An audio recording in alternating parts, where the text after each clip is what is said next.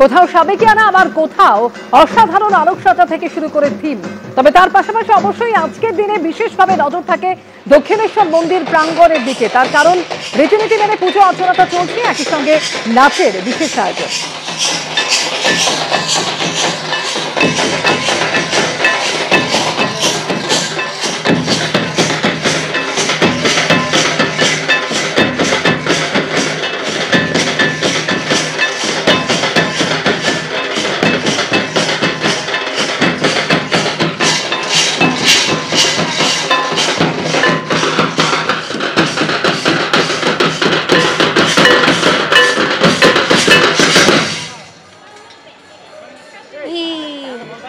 দিকে দিকে শক্তির আরাধনা এই মুহূর্তে দক্ষিণেশ্বর মন্দির প্রাঙ্গণের আপনারা ছবি দেখতে পাচ্ছেন।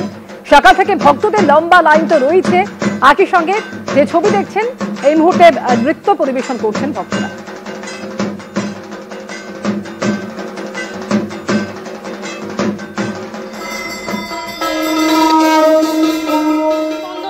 অনন্য রূপ দেখা যাচ্ছে এখানে।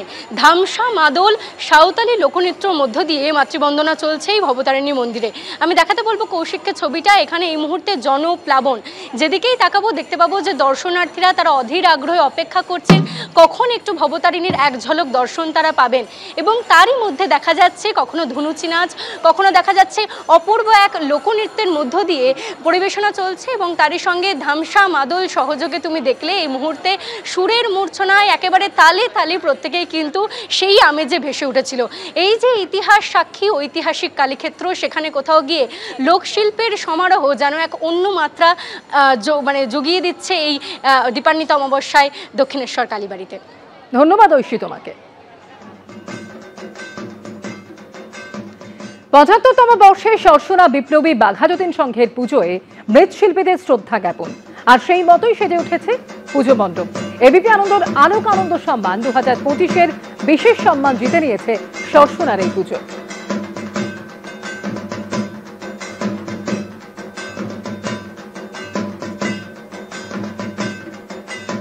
দুর্গাপুজো, কালী পুজো, এই যে উৎসব, সেই উৎসবের মূলে কারা থাকেন?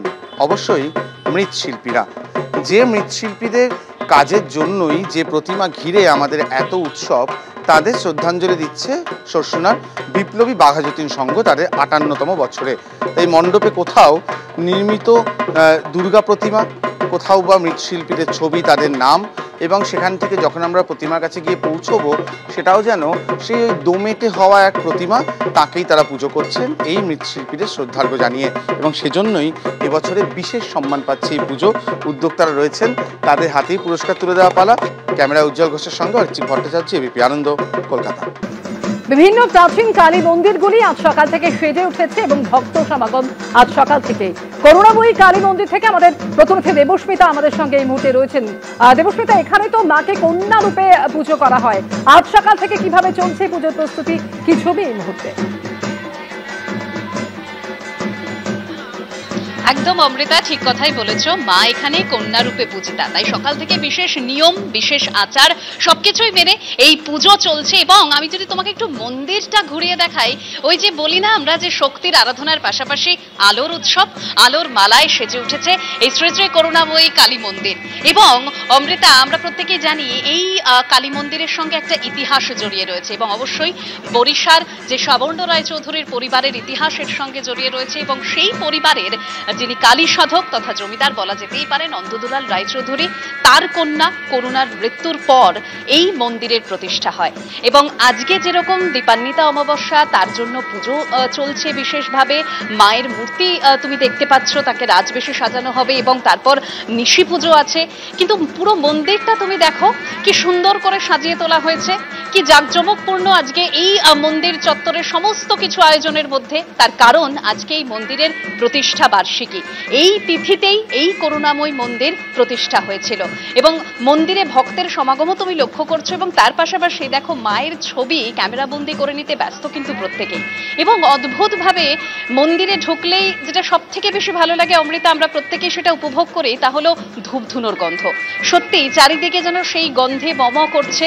এবং ভক্ত সমাগম বা যদি তুমি সেই দর্শনার্থীদের পুজো দেওয়ার লাইনটা লক্ষ্য করো, সেই লাইন যেন সময়ের সাথে সাথে দীর্ঘ দীর্ঘ হচ্ছে এবং এখানের যারা রয়েছেন তারা বলছেন যে এই পুজো নাকি নিত্যদিন এইভাবেই হয়, আর এরপরে নাকি লাইন ছাড়িয়ে রাস্তায় পৌঁছে যাবে, এরকমই নাকি কালী পুজোর দিনে ভিড় হয় এই করুণাময়ী কালী মন্দিরে।